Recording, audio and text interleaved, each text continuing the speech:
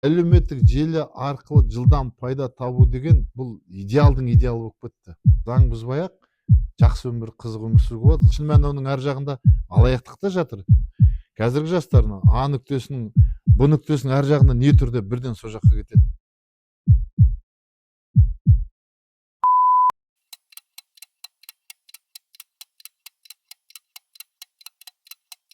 Сәлеметсіздер ме, құрметті тыңдармандар? Сіздермен бірге Төлеу Айша Батырханқызы. Бүгін біз адал азамат ұғымын, оның ішінде жауапкершілік, қауіпсіздік және тәртіптің маңызын талқылаймыз. Бұл тақырып әрбір адам үшін өзекті, әсіресе жастар үшін. Өйткені қазіргі қоғамда дропинг, кибербуллинг және лудомания жиі кездеседі. Осы мәселені заң тұрғысынан түсіндіру үшін бізге полиция департаментінің өкілі Ерғали Наурызбайұлы Қожабеков келіп отыр. Қош келдіңіз, алдымен өзіңізді қысқаша таныстырып өтсеңіз. Қош көрдік. Біріншіден жастардың, оның ішінде осы мектеп оқушылардың осы қазіргі қоғамда белең алып отқан өзек тақырыпқа қызығушылық танытып, осының мән жайын білуге талпыныстарыңызға рахмет, қуантады. Полиция қызметкері ретінде өзім таныстыратын болсам, мен Ұлытау облысы полиция департаменті профилактикалық жұмысты үйлестіру басқармасы бастығының орынбасарымын, полиция полковнигі. Біздің негізгі қызметіміз кез келген құқық бұзушылықтың алдын алу, мән жайларын, жағдайларын, себептерін мониторинг жасау, талдау. Осы бойынша біз барлық мемлекеттік органдарға ұсыныстар тастаймыз. Қандай да бір қылмыстар өсіп бара жатса, біз өсу жолдарын анықтау арқылы төмендету немесе болдырмау жолын кесу бойынша талдау жұмыстарын жасаймыз. Жалпы талдау барысындағы біздің қызметіміз көрінеді. Ал ендеше сұхбатымызды бастайық. Қазір бәріміз білетіндей, интернет пікір алмасу алаңы ғана емес, қысым көрсету құралына да айналып отыр. Кибербуллинг бұл сөз арқылы қорлау, кемсіту, психологиялық қысым жасау. Ең қауіптісі, оның көбіне жасырын түрде жүзеге асуы. Ал енді сізге сұрақ. Кибербуллинг салдары неге физикалық зорлықтан кем емес? Біріншіден, кибер және буллинг деген сөздерді алатын болсақ, буллинг бұл өздеріңіз білесіздер, кез келген физикалық, психологиялық қысым жасау. Өздеріңіз білесіздер, адам психологиялық тұлға болғандықтан кез келген қысымға адам шыдай алмайды. Және адамның жеке ар намысын немесе тұлғалық қандай да бір қысымға сұраған кезде адамның бостандығынан тіпті кей жағдайларда өзінің өмірден айырылып қалуы мүмкін. Буллинг өз мәнінде қазіргі тек қана жастар ғана емес, ересектерде ұшырап отыр. Біріншіден алатын болсақ, кез келген құқық бұзуға ниетті немесе осы құқық бұзу үшін қандай да бір арам ойлы күдікті деп алайықшы, күдікті өзінің ойын жүзеге асырмас бұрын бұл өз жәбірленушіні таңдайды. Бірінші ересек туралы айтып өтейік. Ересектер арасында буллинг бұл көбінесе дене тұрқы әлсіз, психологиялық тұрғыдан осал, өзінен қай жағынан болсын физикалық дене бітім бойынша кішкентай, төмен, немесе қандай да бір материалдық немесе әлеуметтік мәртебесі төмен адамдар таңдайды. Және қандай да бір психологиялық күйзеліске ұшырап жүрген адамдарға кездеседі көбінесе. Мысалы, кейбір адамдар жұмысы жүретін болса, мен саған жұмыс тауып берем деп ақшасын бопсалап алуы мүмкін. Немесе қандай да бір күйзелісте жүрген кезде бір оқиғаларға тап болса, мысалы жас кезіндегі бір онша емес шыққан фотоларын тауып алады да сол арқылы қысым көрсетуі мүмкін. Ал кибербуллинг бұл әлеуметтік желінің қазір өте өзекті мәселесінің бірі. Кибербуллинг мысалы өте қарапайым түрлерін алайық, оқушылардың ұғымына жылдам ұғу үшін. Мысалы оқушыларға байланысты алайық. Мысалы 11 бітіріп жатқандар көйлек алады өзіне. Қандай да бір сыйлықтар алады, 11 бітіруіне байланысты. Бір бояулар алады, немесе сыйлықтар алады мектепке. Сол кезде сіздер кәдімгі почтамен мысалы қандай да бір гаджеттер, смартфондар арқылы сіздер таныс емес почталарға шығасыздар, интернет дүкендеріне. Интернет дүкендеріне сіздер қандай да бір тапсырысты бересіздер, бірақ адамдар көбінесе көз жеткізбейді. ол интернет дүкені шын мәнінде ол тауар бар ма, ол тауар қазір бар ма жоқ па көз жеткізбейді. Және тапсырыс бергеннен ол тапсырыс келеді. Тапсырыс келгеннен кейін не сапасы сәйкес келмейді, не өлшемі сәйкес келмейді. Кейбір жағдайларда ол дүкендер жалған дүкен болып шығады. Мүлдем ақшасын аударады, ол ақша алаяқтардың қолына түседі. Сондықтан біз алдын алу жолдарын айтқымыз келеді. Біріншіден, кез келген дүкенге тауар тапсырыс бермес бұрын, біріншіден бейне қоңырау арқылы сол дүкеннің қай жерде орналасқанын, егер жақын жер болатын болса барған дұрыс, ал егер басқа қалаларда болатын болса бейне қоңырау арқылы сол тауарлардың қоймасын, ол қоймада ондай заттар бар ма екен көрсетуін талап ететін болса, ол ертең жалған болмайды. Екіншіден, шоттар арқылы кез келген шотты жібереді. Мысалы, мына шотқа осындай ақша жібер деп. Ол шот шын мәнінде ол кеңсеге, ол мекемеге, ол дүкенге тиесілі ме білмейміз ғой. Сондықтан оны да тексеріп алған дұрыс.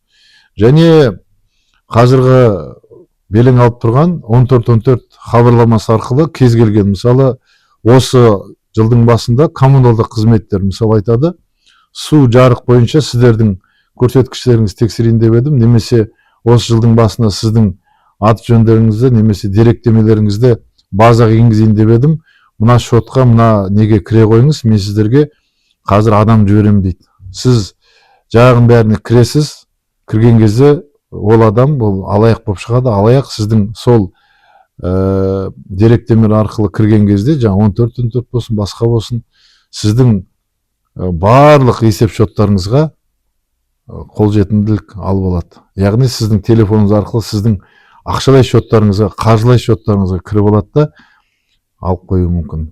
Осындай кибербуллингтің несі бар. Және соңғысы, оқушыларға байланысты көбінесе қазір телеграм арқылы, қазір енді біз мектептерге барып жүрміз ғой, мектептерге барған кезде бірнеше әлеуметтік желіні қатар қолданады. Неге екенін білмеймін. Телеграмды сұрайын ғой, неге қолданасыздар? Музыка үшін ғана. Басқа қолданылмайды екен жастар. Солай ғой, сіздер мысалы телеграм музыка үшін қолданасыздар. Ал сіздер білесіздер ме, телеграм арқылы көбінесе есірткі, жасырын қылмыстары жасалып жатыр. Мысалы, телеграм арқылы кез келген жасты дайындайды. Бірінші танысады, жас балалармен. Енді кәмелетке толмаған бала ғой, әлі сана сезім қалыптаспаған, психолог тұрғыдан әлі бекемделмеген. Танысады, мен осындай үйім бар дейді, мен кәмелетке толмасам да, мен қазір қаржылай жағынан ешқандай мәселем жоқ, мен осындай автокөлігім бар, мен осындай жерде тұрамын, мен осындай жерде бір жақсы жылы жерде жағажайда түседі да, осыған сен қол жеткізгің келе ме дейді. Әрине кез келген кәмелетке толмаған дейді. Сол кезде айтады, осындай жерге мен осындай нәрсені жіберем, осындай жерге апарып таста дейді. Яғни жасырын есірткі, закладчиктар дейді ғой. Закладчиктарды осы телеграм арқылы көбінесе үгіттеп, өзіме қандай да пайда келем деген кәмелетке толмаған жаңағы алаяқтардың, қылмыскерлердің қолына түсіп қалуы мүмкін. Сондықтан әлеуметтік желі жалпы қазіргі күні әрине пайдасы орасан зор, шаң теңіз, бірақ осындай қайғыға әкелетін, көбінесе қылмыстық құқық бұзушылыққа әкелетін, заң бұзатын осындай жағдайлар бар екенді ұмытпаған дұрыс. Жақсы. Осы кибербуллингтің жәбірленушілері неліктен көп жағдайда үнсіз қалады? Жәбірленушілер жоқ, қазіргі күні үнсіз қалады деп айта алмаймын. Қазір біз осы кибербуллингтің, оның ішінде осы алаяқтың құрбаны болған адамдарды біз естіген бетте бірден оны тіркейміз, қылмыс қозғаймыз. Және бізде сіздердің назарларыңызға Ішкі істер министрлігі осы кибер қылмыстардың көбеюіне байланысты департамент құрылған. Әр облыста киберпол, яғни киберполиция құрылған. Біздің осы Ұлытау облысы полиция бөлімінде де осы кибер қылмыстармен айналысатын арнайы бөлім бар. Екіншіден, біз ол құқық бұзушы немесе құқық бұзу жасалған кезде жәбірленушілер келгенге дейін біз алдын алу жұмыстарын жүргіземіз. Мысалы, біз қазір мынандай жұмыстар жүргізіп жатырмыз. Біз әр полиция қызметкері, әр мемлекет қызметкер өзінің тұрған жерінде көршілеріне осы алаяқтың құрбаны болмас үшін түсіндіру, үгіт жұмыстарын жүргізіп жатырмыз. Екіншіден, өздеріңізде сіздің мектепке де барған шығармыз. Мектепке барған кезде де біз жаднамалар таратып, кәдімгі бейнероликтермен сіздердің алдын алу жұмысын жүргізіп жатырмыз. Және барлық осы біздің қалада орналасқан учаскелік полиция инспекторлары, полиция қызметкерлері арқылы біз пәтер иелері кооперативтары, кіші және шағын бизнес, орта бизнес, ірі бизнес, барлық осы біздің қала құраушы үлкен мекеме бар, Қазақмыс. Сол Қазақмыстың және басқа да жекеменшік мекемелердің барлығын жұмыскерлерімен біз алдын алу жұмыс жүргізіп жатырмыз. Яғни қай жерден қауіп төнуі мүмкін, оған қалай алдын алу керек, қандай жағдайда душар болып қалуымыз мүмкін екен, біз осының барлығын біз алдын ала түсіндіріп өтеміз. Сондықтан жәбірленуші үнсіз қалуға болмайды. Егер мені қазір тыңдап отқан осындай бір алаяқтардың құрбаны болып қалатын болса, міндетті түрде 102 телефонына хабарласыңыз, біз міндетті түрде жедел тергеу тобын жібереміз.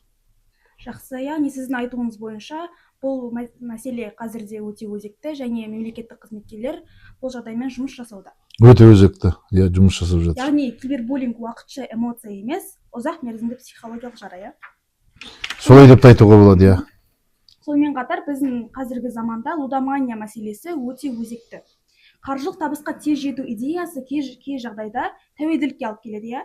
Лудомания бұл ойынға деген әуестік емес, психологиялық тәуелділік, яғни қаржылық ойындар немесе оңай ақша табу деген секілді мақсатпен адамдар осындай психологиялық тәуелділікке алып келеді. Лудомания жеке адамның әлсіздігі ме, әлде қоғамдық бақылаудың кемшілігі ме?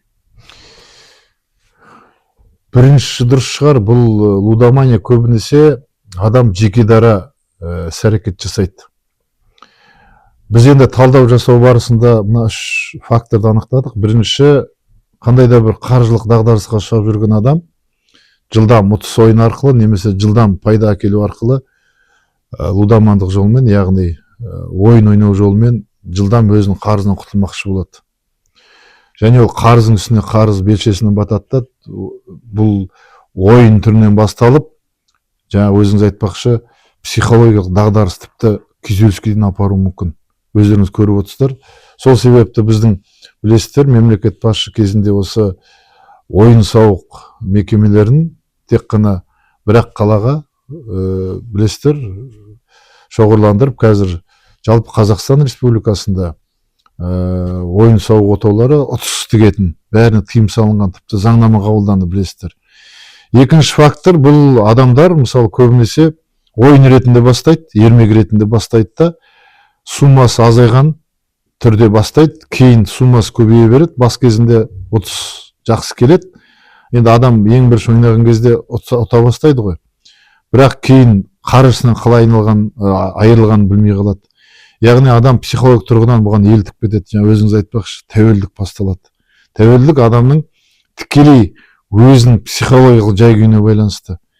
Яғни ол адам ұйықтамайды, күндіз-түні ойында отырады. Шаршаған адам өзінің білесіздер концентрациясынан айырылады. Сондықтан бар қаржысынан айырылып қалады да психологиялық тәуелділік ұшырайды. Бұл тәуелділік дертпен, яғни бір науқастық деңгеймен пара-пар деп айтуға болады. Үшінші фактор, бұл білместіктен ойнайды. Яғни ол ақшалы қалталы азамат болуы мүмкін, немесе қалталы емес оқушылар болуы мүмкін. Көрейінші осы деп, қызығушылықтан. Үшінші фактор осы қызығушылықтан басталады да, қалай ол ойынның қызығына кіріп кетіп, өзінің ақшасынан, тіпті кей жағдайда тамыр танысынан, әкесінен, туған туысқандардың бәрінен қарыз алып, қарыз қалай кіріп кеткенін білмей қалады. Сондықтан осы 3 фактор, негізгі фактор. Сондықтан бұл жерде көбінесе жеке тұлғалық әлсіздік шығар, менің ойымша. Жақсы. Бұл тәуелділіктің алдын алуда кім жауапты деп ойлайсыз? Отбасы ма, қоғам ба, әлде жеке адамның өзі ме? Бәріміз жауаптымыз, қоғам. Оның ішінде біз осыған мүдделі мемлекеттер бірден жауаптымыз. Біз дер кезінде шара қабылдауымыз қажет. Бұл жерде біз жеке дара адамды жалғыз өзін қалдырып, анау кінәлі, мынау кінәлі деп айтуға болмайды. Бұл жалпы қоғам болып, қоғамның ішінде біз енді барлығымыз осы қоғамда өмір сүріп жатырмыз ғой. Біз мемлекеттік органдар осыған жауапты органбыз, осыны алдын алуға жолын кесуге. Сондықтан бұл жерде барлығымыз жауаптымыз. Оның ішінде мүдделі мемлекеттік органдар өте белсенді жұмыс істеу қажет. Өйткені бұл өскелең ұрпақтың болашақта болашағына, келешегіне әсер ететін заң бұзушылықтар ғой.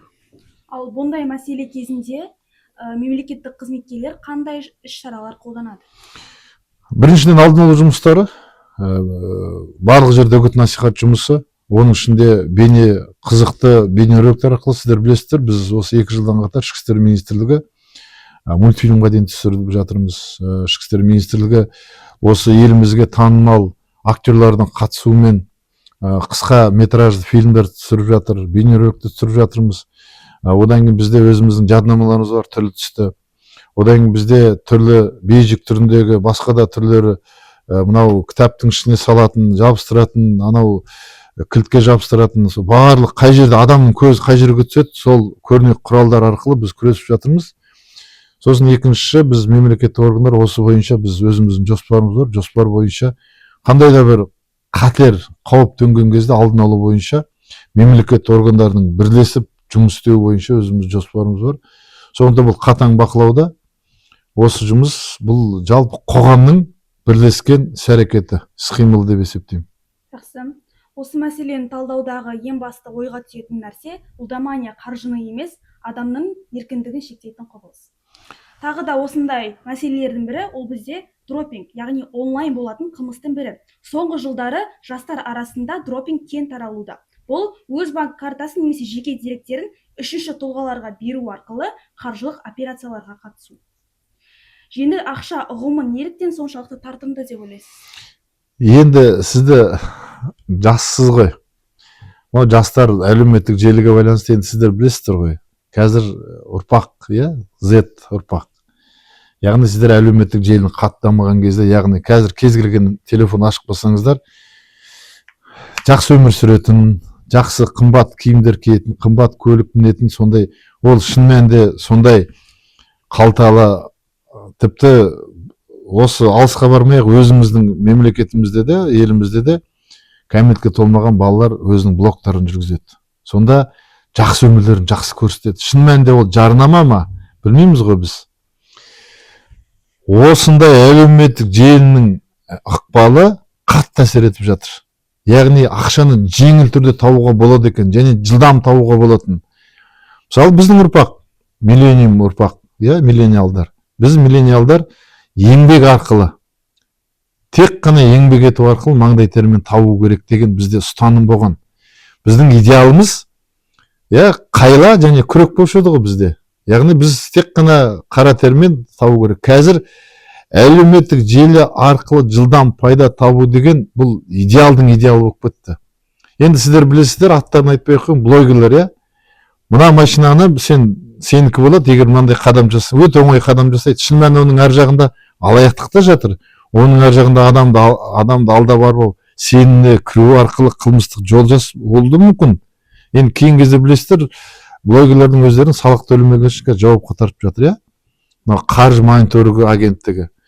Сондықтан бұл жерде әлеуметтік желінің ықпалы. Екінші, жастардың өз-өзін жетілдірмеуі.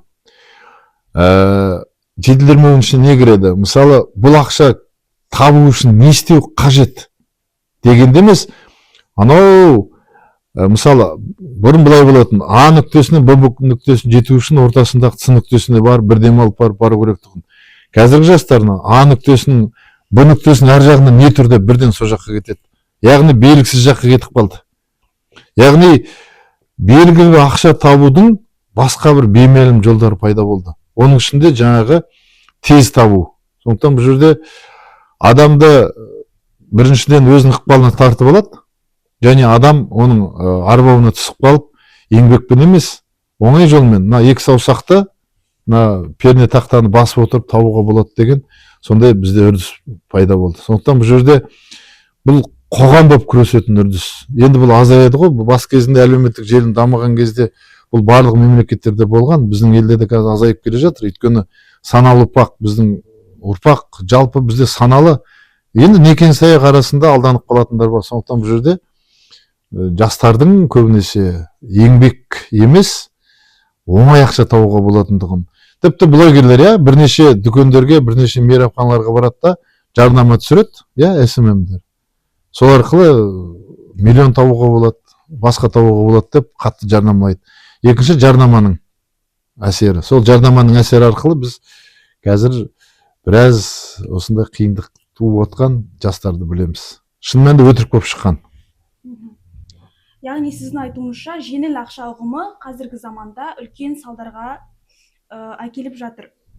Алайда кейбір адамдар оны білмей істесе, заңды білмей істесе, қандай жауапкершілікке тартылады? Яғни қысқа айтқан кезде, заң алдындағы жауапкершілікті білмеу жауапкершіліктен босата ма? Жоқ, сіздер білесіздер ол қағидатты. Заңды білмеу жауапкершіліктен босатпайды. Сіздер білесіздер, жаңа дропингтен бастадыңыз ғой. Қазір дропперлердің өздеріне дропинг ұғымына тосқауыл қою үшін қазір дропперлерге қарсы да шара қолданады. Енді біріншіден біз барлық жерде үгіт насихат жүргізген кезде айтамыз. Сіз шотыңызды, пластикалық картаңызды, өзіңіздің деректемелеріңізді, реквизиттарыңыз ешкімге бермеңіз. Сол әлі күнге дейін соны жасалмайды ғой. Көп жастар әсіресе беріп қояды. Мен осындай ақшаны аударып алайын, шотыңды бере тұр, немесе қазір саған ақшаның шоты түседі, осындай сумасын сізге беремін, сен ала қой дейді. Сол жеңіл ақшаға беріліп қояды да, шоттарын басқаларын ұсынып қояды. Сондықтан бұл жерде адам өзінің бірінші жауапкершілігін сезіну керек. Яғни менің нәрсем, кез келген нәрсені, телефон болсын, басқа да шотымды берген, мен не үшін беріп жатырмын? Бұл үшін жауапкершілік бар ма? Біз осы мектепте жүрген кезде осы дропингтің салдары бойынша барлық мектепке айтып жүрміз, сонда жастар көбісі енді біліп жатыр. Әрине барлық жерден көріп жатыр. Қазіргі жастар теледидар көрмейді, тек қана әлеуметтік желі. Сондықтан біз әлеуметтік желіге шығып жатырмыз. Былтырдан бері осы жұмыс жүргізіп жатыр. Яғни осы дропинг, лудомания, кибербуллингтен басқа қандай онлайн қылмыстар қазірде өте өзекті? Енді қазір бізде кейінгі кезде пайда болған мынау әсіресе сырт мемлекеттерден келіп жатқан тың жаңа бір құбылыс бар. Яғни басқа мемлекетке барып оңай ақша табуға болады деген. Бұл енді алда барбаудың немесе басқа да бір жол емес. Бұл адам саудасына байланысты. Бұл адамның жеке тұлғасын шектеп, бостандығын шектеу арқылы басқа мемлекетке шығарып алып, ойындағысын істеу. Бұл енді әрине біздің мемлекетте болған тосқауыл қойып жатыр, бірақ қазір байқап отырсыздар ма? Осындай мемлекеттерге барып жұмыс істесеңіздер, осындай ақша табасыздар. Немесе қазір осы жерде осындай құжат тапсырсаңыз, басқа мемлекетке барып біз осындай оқыңыз, немесе мынандай жұмыс істеуге шақыру. Яғни оңай ақша табудың тың жолы осы. Яғни жарнама арқылы жастарды, әсіресе жұмыс күші ғой енді бұл. Жұмыс күшін шетелге тарту. Біздің мемлекетімізде де осы мемлекет басшысының осы тынбай еңбегінің арқасында білесіздер, қазір шетелдік бірнеше ірі оқу орындарының филиалдары ашылды. Осы Жезқазғанда да білесіздер, Байқоңыр атындағы Жезқазған университетінде шетелдік филиал ашылып жатыр, өздеріңіз білесіздер, Канада мемлекетінің. Сондықтан оған алдау арбауына көнбей, осы жолға тосқауылдың бір-ақ жолы бар. Жақсы сапалы мектепті бітірген бала Қазақстанда да Назарбаев университеті ме, Қарағанды мемлекеттік университеті ме, Қарағанды заң академиясы ме, кез келген оқу орны сапалы білім береді. Осында жүріп ақ болашақ деген бағдарлама бар. Немесе басқа да бағдарламалар көп, қарасаңыздар, әркім өз саласы бойынша шетелге легалды түрде, заңды түрде шығу менің айтпағым. Сондықтан жеке адам өз басымен басқа мемлекетке баруға шешім қабылдауға болмайды. Өйткені мемлекеттің қорғауынсыз қалып қояды. Біз ол адамды шетелге шығып кеткенін білмей қалуымыз да мүмкін. Сондықтан басқа мемлекеттердің қызықтырып алып кеткен адамды кейін қандай жолға түсіп кеткенін білмейміз. Сондықтан бізде көп қой жолы. Жаңа оқуға да, жұмысқа да баруға кәдімгі үлкен бағдарлама арқылы барып, осыған құзырлы органдарға барып, содан ақпарат алып, кәдімгі заңды түрмен шыққан дұрыс. Ал енді онлайн қылмыстар мен құқық бұзушылықтан өтсек, бізде қазір өзіңіз білетініздей Қазақстан Республикасында жасөспірімдер арасындағы қылмыстар, құқық бұзушылықтар өте көп кездеседі. Ал Ұлытау облысында, яғни қазіргі облыстық департамент полиция орталықтарында жасөспірімдер арасындағы құқық бұзушылық қаншалықты жиі кездеседі және қандай жағдайларда? Бізде көбінесе енді қазір осы жылды алатын болсақ, бізде енді сан жағынан аз болуы мүмкін, бірақ мұның ар жағына тағдыр жатыр ғой. Бізде бүгінгі жағдайға үш қылмыс жасалды. Негізгісі дене жарақатын келтіру. Яғни ойнап болсын, немесе күресіп болсын, адам кәмелетке толмаған, екінші кәмелетке толмаған жарақат салып қояды, біріншісі. Екіншісі, үйінен кетіп қалу. Әрине ол қылмыс емес, бірақ сол қылмысқа әкелуі мүмкін. Бір жағдай осы үйіне кетіп қалып, бір баламен жанжалдасып, дене жарақатын келтірген. Әрине кішкене ғана жарақат, бірақ соның өзі ертең қандай да бір салдарға әкелуі мүмкін, иә. Түнде жүру. Біз қанша айтып жатырмыз? Түнде белгілі уақытта, иә, жұмыс күндері 10-нан 6-ға дейін, демалыс және мереке күндері 11-ден 6-ға дейін жүруге болмайды. Ол үшін жауапкершілік бар. Өздеріңіз білесіздер, әкімшілік кодекстің 442 бабы бойынша түнде жүрген сенімді, иә, заңды өкілсіз, мысалы заңды өкіл деген ата-ана және құжат бойынша сол кәмелетке толмағанның туысқан екенін дәлелдейтін заңды өкілсіз жүруге болмайды. Яғни түнгі уақытта білесіздер, түнгі уақытта ол кәмелетке толмаған қараусыз қалып қояды. Оның басына қандай жағдайлар келетінін, қандай жағдайға душар болатынын білмейміз. Сондықтан ол жерде барлық кәмелетке толмағандарға сіздер белгіленген уақытта түнгі уақытта жүруге болмайды. Түнде кәмелетке толмаған істеу керек. Сіздердің кәмелетке толмағансыздар ғой. Түнгі уақыт ұйықтау керек. Келесі күнге оқуға немесе басқа да өздеріңіздің оқушылық міндеттеріңіз бар ғой. Соған тынығып, адам миын тынықтыру керек.